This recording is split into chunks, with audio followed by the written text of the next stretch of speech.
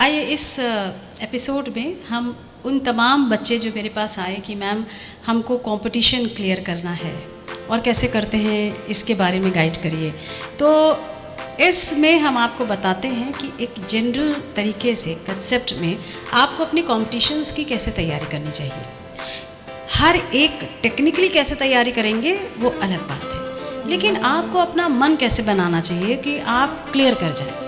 अब आप देखिए ना, बहुत सारे तेज़ बच्चे हैं और बहुत सारे उतने तेज़ नहीं होते हैं, और कंपटीशन का एक सेट पैटर्न होता है जिसको कि वो बहुत जो ब्रिलियंट बच्चे जिनको कहा जाता है उनके साथ वो जो साधारण बच्चे होते हैं उनको भी वही कंपटीशन देना होता है, कुछ अलग से तो देना नहीं होता। तो कैसे तैयारी करें ये आपको सोचना होगा समझदारी से। देखिए, जो कंपटीशन होता है उसका एक नैक होता है।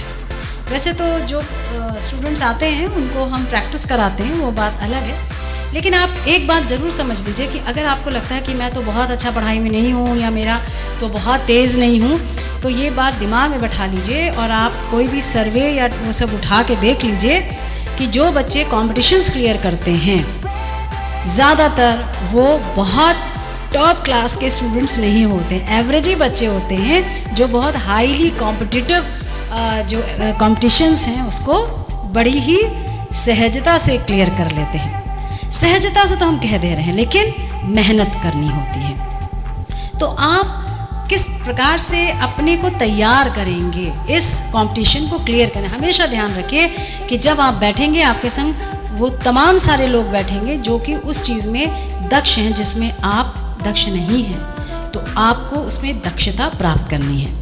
आज हम बात करेंगे, मान लीजिए कि आप अपने मैनेजमेंट के कॉम्पिटिटिव एग्ज़ाम्स को, क्योंकि हर एग्ज़ाम को क्लियर करने का एक अलग अलग तरीका होता है।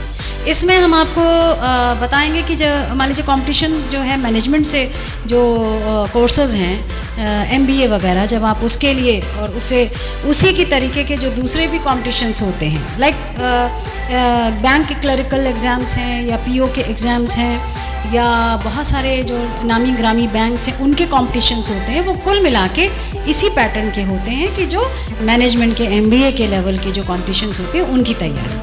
तो जब भी तैयारी करें तो सोच के करें कि हमें एक नहीं बहुत सारे चीज़ों को कवर करके करना है, ताकि एक तैयारी में आप बहुत ज़्यादा कवर कर जाएं। और कभी भी कोई एक लक्ष्य ना बांधे कि सिर्फ हमको इसी यूनिवर्सिटी या इसी इंस्टीट्यूट का कंपटीशन देना है। यदि संभव हो, यदि फाइनेंशियली ठीक ठाक हो तो कई सारे फॉर्म भरिए। माने अगर आपने एक फॉर्म भरा तो एक का हुआ नहीं हुआ तो ख़त्म बात। 10 फॉर्म भरा तो एक में भी हो गया तो हमने तो वही दिया था ना जिसमें कि हुआ था, तो प्रोबेबिलिटी पासिंग की ज़्यादा हो जाती है। वो डिपेंड करता है कि आप कितने फॉर्म्स भर सकते हैं और कितने आप कॉम्पिटिशन्स ले सकते हैं। सवाल ये उठता है कि आप तैयारी कैसे करते हैं। तैयारी करने के लिए सबसे पहले आपको अपनी लाइफ का एक लक्ष्य तय करना है कि हमको आपने अपनी ज़िंदगी के 3 महीने में 24 घंटे उस कंपटीशन की प्रिपरेशन के लिए दे देना है। उस 24 घंटे का मतलब ये है, you have to put yourself in a room along with your books, along with your preparation techniques. बिल्कुल समझ लीजिए कि इन 3 महीने आप अपने को दुनिया से अलग कर लेंगे। पहले ज़माने में तो हम लोगों को सिर्फ फ्रेंडशिप से अलग होना होता था कि चलो दोस्तों से नहीं मिलेंगे। आजकल तो और कठिन हो गया, आपको ट्विटर से भी अलग होना है, आपको व्हाट्सएप से भी अलग होना है, आपको मोबाइल से भी अलग होना है, हर चीज़ से तो अलग होना है। और उसके बाद आपको प्रिपरेशन, तो आज आपकी जो कठिन परीक्षा है वो और कठिन हो गई कि हर चीज़ से आप अलग हो सकते हैं, मोबाइल से नहीं। एंड ये जो ग्रुप स्टडी होती है ना, ये जो आपका कहते हैं कि हम जा रहे हैं, कोचिंग हो रही है ना, आपसे बढ़िया बेहतर कोचिंग कोई नहीं है। पूरे कॉम्पिटिशन्स के लिए पूरे समय आपको ग्रुप स्टडी की ज़रूरत नहीं है, क्योंकि जब ग्रुप में जाएंगे, रास्ता पार करेंगे, दोस्तों से मिलेंगे, वो जो समय बर्बाद होगा उसमें अच्छा है कि उतने समय आप अपनी प्रिपरेशन करें। कहीं कहीं ग्रुप स्टडी की जितनी ज़रूरत है सिर्फ उतनी डोज में, उतनी जगह आप ग्रुप स्टडी करेंगे या उतनी जगह आप किसी के पास जाएंगे, बाकी आपको अकेले ही उसकी प्रिपरेशन करनी होगी। सबसे पहले बहुत ज़रूरी है कि आपको ये जान लेना कि जिस प्रिपरेशन का, मान लीजिए आप जैसे मैंने कहा मैनेजमेंट की, तो उसकी जो इस समय वर्तमान की कौन सी सबसे अच्छी किताब है, उस किताब को पहले से लेके आखिर पन्ने तक आपको करना है। सीधा सा क्रक्स की बात है। इतना मनन से, इतने कायदे से करना है कि बस आप उसमें महारत हासिल करनी है। और उसके लिए तो आपको क्या चाहिए, एक थोड़ी सी लाइट चाहिए और आप चाहिए, इसके सिवा और कुछ भी नहीं चाहिए कि बड़ी बड़ी कॉस्टली कोचिंग में जाएं या बड़े बड़े लोगों में जाएं, ऐसी कोई ज़रूरत नहीं है। उस किताब को, वो किताब कौन सी होगी, वो जो अभी अभी लेटेस्ट इस कॉम्पिटिशन्स को क्लियर करे होंगे, अभी के या 2-3 बैचेस के पहले के। आप लोग बड़े महारत है ना गूगल वगैरह में, तो बड़े आरामी से मिल जाता है कि कौन लिस्ट में आया है, कौन टॉपर्स हैं, फर्स्ट 10 की देखिए कहीं ना कहीं जो लेटेस्ट है, या जो अभी ताज़े लोग हैं जो इसमें गाइड कर रहे हैं, उनसे बस पूछ लीजिए भैया कौन सी सबसे बढ़िया किताब है, और बहुत कम दाम में बहुत अच्छी किताबें आपको अवेलेबल है। उसको एक उठा के लाइए, 10 नहीं, सिर्फ एक, और उसको सोच लीजिए हमें पहले से आखिर करना है, that is the best guide. अब जनरली जब आप कंपटीशन जो देने जाएंगे 3 या 4 महीने के बाद, उसमें जो कंपटीशन में आने वाला है, आपको उसको आज की तारीख में ऐसे तैयार कर लेना है कि जैसे वो आपकी रोज़मर्रा की ज़िंदगी का एक अंग बन गया है। और क्या आने वाला है 4 महीने के बाद, वो भी क्लियर, हर चीज़ तो क्लियर है। वो भी क्लियर है कि मोटे तौर से 4 भागों में आपसे चीज़ें पूछी जाएंगी। एक है इंग्लिश कॉम्प्रहेंशन, दूसरा है मैथमेटिक्स का कुछ मिलता हुआ है ना, क्वांटिटेटिव का, तीसरा है रीजनिंग, और चौथा है जनरल अवेयरनेस। कुछ कम कुछ ज़्यादा, कुल मिला के यही 4 भागों में आपको प्रिपरेशन करनी है। अब 3 महीने में एक सेक्शन उठाते हैं इंग्लिश कॉम्प्रहेंशन का। भाई ग्रेजुएशन के बाद आपको ये अटेम्प्ट करना है।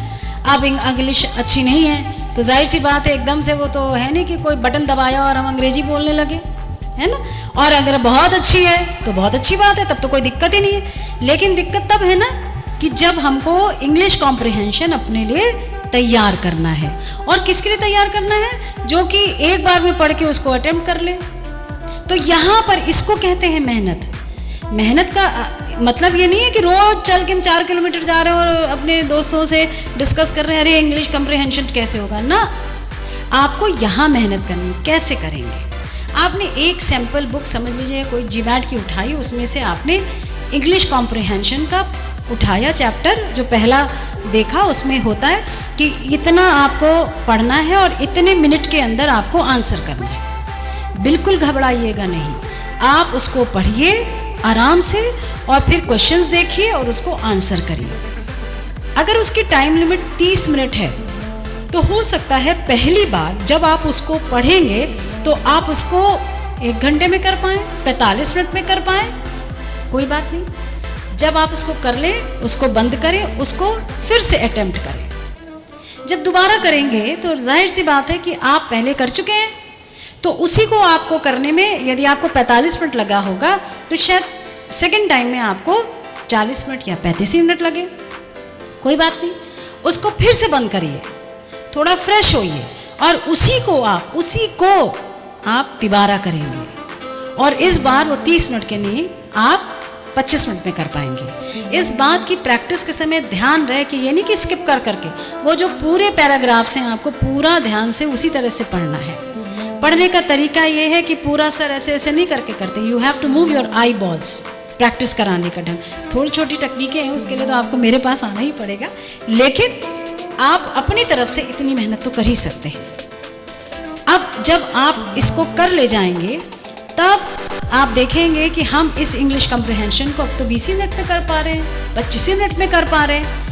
इसलिए कर पा रहे हैं क्योंकि अभी तक आप उसको तीसरी या चौथी बार कर रहे हैं। जब आप गिवन टाइम पीरियड से कम टाइम में करने लगे तब आप एक फ्रेश इंग्लिश कॉम्प्रिहेंशन का उसी बुकलेट में कम से कम 10 एक्सरसाइजेस दी होती हैं। तो आप सेकेंड वाली जो बुकलेट का सेकेंड वाला पोर्शन का इंग्लिश कॉम्प्रिहेंशन एक फ्रेश स्टार्ट करिए। और फिर आप देखिए टाइम बिल्कुल सामने रखना चाहिए, घड़ी के साथ। बिना घड़ी के कोई काम नहीं करेंगे, फ्रेश दिमाग से। बहुत लोग का सुबह फ्रेश दिमाग काम करता है, हम जैसे लोग का रात 1 बजे काम करता है। जब भी आपको बेस्ट लगे उस समय आप उसको करिए। तब जब सेकेंड टाइम आप करेंगे तो जैसे पहली बार हो सकता है 45 मिनट लगा हो, दूसरी बार में कोई चमत्कार नहीं हो जाएगा, वो 43 ही मिनट लगे, हो सकता है आपको 40 ही मिनट लगे। उसको आप फिर से वैसे रिपीट करेंगे, फिर से वैसे रिपीट करेंगे, तब तक रिपीट करेंगे जब तक कि आप उसको उस टाइम पीरियड में, उस आधे घंटे के अंदर नहीं करने लगे। और जैसे ही होगा वैसे ही आप तीसरा नया इंग्लिश कॉम्प्रिहेंशन का चैप्टर फिर से देखेंगे और फिर से यही टेक्निक करेंगे, करते जाएंगे। आप देखिएगा जब 7वें या 8वें पे जब आप आएंगे तो ये आपके डेली रूटीन का, आपकी लाइफस्टाइल बन चुका होगा।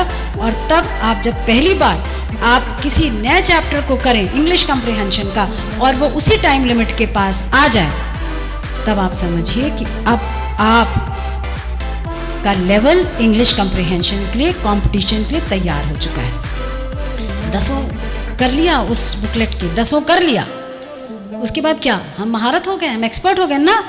आप ये समझिए कि आप 10 करने के बाद उस लेवल पे पहुंचे हैं कि जो कुछ बच्चे वो पहली बार में उस लेवल पे पहुंचे हुए हैं।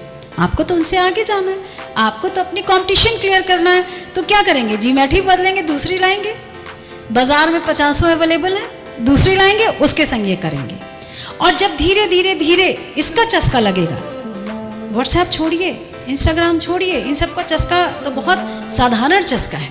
इसका अगर चस्का पड़ गया आपको, कॉम्पिटिशन्स के लेवल की चीज़ों को क्लियर करने का, स्पीड पकड़ने का, कंसेप्ट करने का, अपने आप ही देखिएगा आपकी स्पीड फटाफट बढ़ने लगेगी अपने आप ही। बस आपको क्या करना है, मेहनत करनी। इसको कहते हैं मेहनत। मेहनत करने का मतलब ये नहीं है कि सर पे पत्थर उठाया दौड़े चले जा रहे हैं, नहीं। आप टारगेट करेंगे और उसको आप अचीव करेंगे। और कैसे अचीव करेंगे, वो 3 महीने जो मैंने आपसे कहा ना, आइसोलेशन में जाइए, उसमें आप ये कर रहे होंगे। तो कहाँ टाइम है कि आप बाहर जाके सबसे मिलें। जिस समय आप यहाँ से उठ के अपने दोस्तों के पास जाएंगे, उस समय तो आप तीसरी चौथी बार उस इंग्लिश कॉम्प्रिहेंशन को कर रहे होंगे जो आपको करना है। कोई दोस्त, कोई मित्र, कोई कोचिंग नहीं करा सकता सिवाय आपके, अगर आप इंग्लिश में कमज़ोर हैं। जो तेज़ बच्चा है वो क्या करेगा, वो फटाफट पहला वाला करा उसने, दूसरा वाला करा, 10 करके जाएगा, वो 10 करके जाएगा एक ही उसमें वो देख के। आप क्या करेंगे, जब 10 कर लेंगे तो आप फिर से जी मैं अभी तो 3 महीना बाकी ना, ये करने में आपका 1.5 महीना निकल गया ना, 1.5 महीना भी पूरा है। तो आप दूसरी या तीसरी जीमैट के इंग्लिश कॉम्प्रिहेंशन को तब तक करते चले जाएंगे जब तक कि आप इसमें इंटरेस्ट ना लेने लगे, जब तक कि आपका टाइम पीरियड के अंदर वो चीज़ ख़त्म ना हो लगी। तो इसको तो बहुत आसान है, it's only the practice that is required. और प्रैक्टिस आपके ऊपर है। आप प्रैक्टिस करते करते वही बोरियत हो जाती है, उठा के लगता है फेंक दें। तब हमेशा याद रखिए, ये आपके ज़िंदगी का ये 3 महीना कहाँ आएगा, कहाँ चला जाएगा, ये कभी नहीं वापस आएगा। लेकिन यही 3 महीना ये तय करेगा कि ज़िंदगी भर आप उस टेबल के इस तरफ बैठ के 50 लोगों को गाइड करेंगे या उस तरफ बैठ के उस एक व्यक्ति से गाइडेंस लेते रहेंगे। तो जाहिर सी बात है, you always like to sit on the other side of the table. और उस other side of the table के लिए ये 3 महीने में आपको ये मेहनत करनी ही होगी, क्योंकि आप नहीं करेंगे तो दूसरा कर रहा होगा ना। आपको वो अदर साइड ऑफ टेबल पे गाइडेंस के लिए, आपको ऑर्डर करने के लिए, तो बेहतर है आप ही कर लीजिए। और कुछ नहीं जाता, बहुत आसान है। Second is your mathematics. Mathematics में देखिए थोड़ा सा मैथ्स आना बहुत ज़रूरी है। अगर आप बिल्कुल ज़ीरो हैं तब थोड़ी ज़रा बुरी दशा होती है। मैथमेटिक्स के उनके ट्रेंड हैं, जिस तरह के क्वेश्चंस वो पूछते हैं वो बिल्कुल ट्रेंड है। और जो उसमें आता है वो भी आपको टाइम के हिसाब से दिया है। पहले आप उसको डिटेल में, जितने मैथमेटिक्स के जो सवाल आते हैं उनको फुल लेंथ वाला जानिए, लेकिन उनके शॉर्टकट्स आते हैं।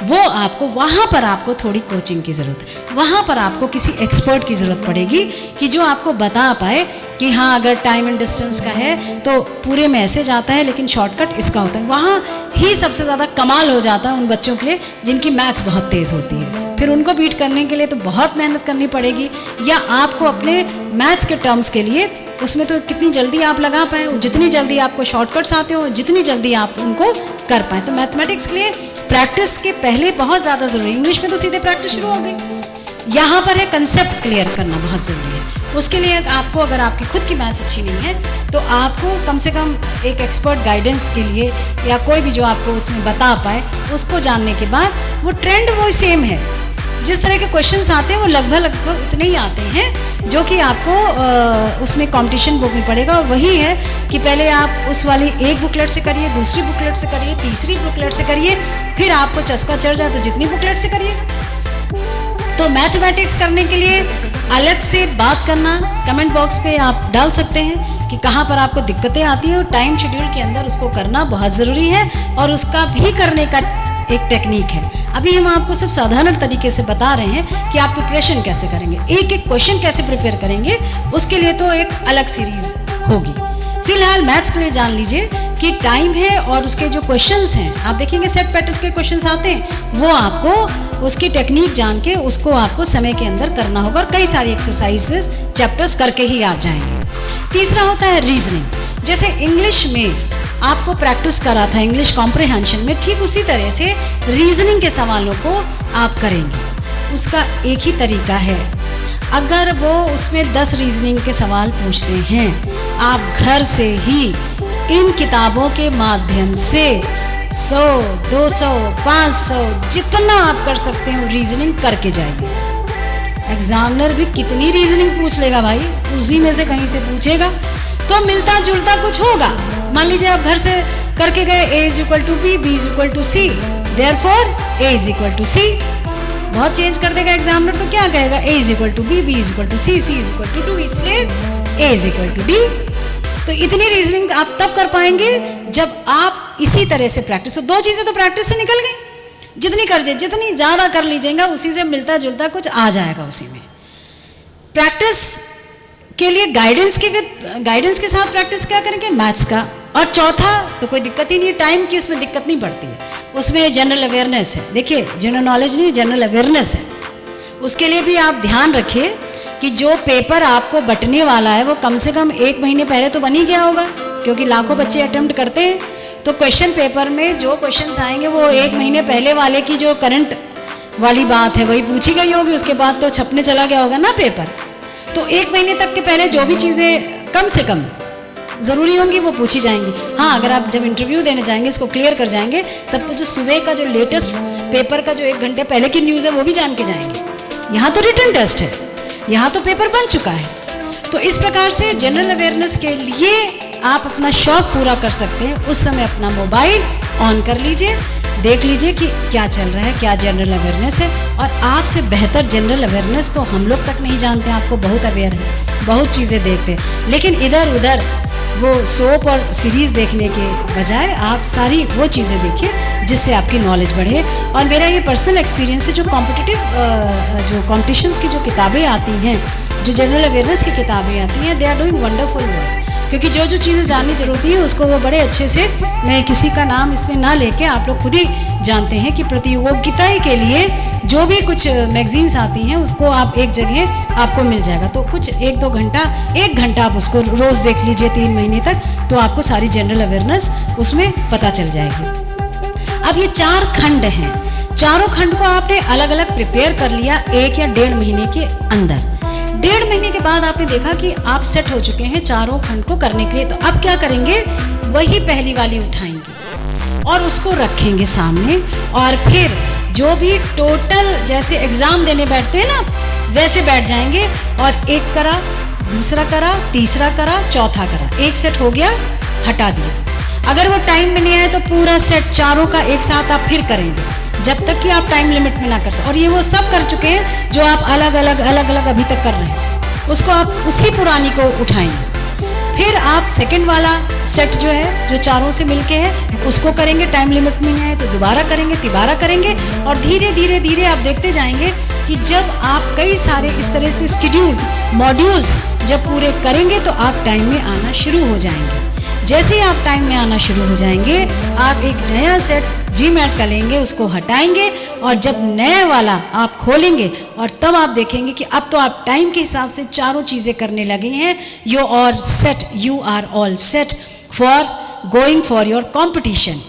और 3 महीने तक लगातार जब ये आप करेंगे, तो जब आप कंपटीशन हॉल में पहुंचेंगे और वो क्वेश्चन पेपर आपको दिया जाएगा, तो आपको तो ऐसा लगेगा जैसे रोज़ की चाय आती है ना, वैसे ही वो क्वेश्चन पेपर लगना चाहिए, आपकी वे ऑफ लाइफ लगना चाहिए, आपका रूटीन लगना चाहिए। आपको लगना चाहिए अरे ये तो रोज़ की बात है, उसको उठाया और करके आराम से आप बाहर निकल आएंगे। तो क्या करना है?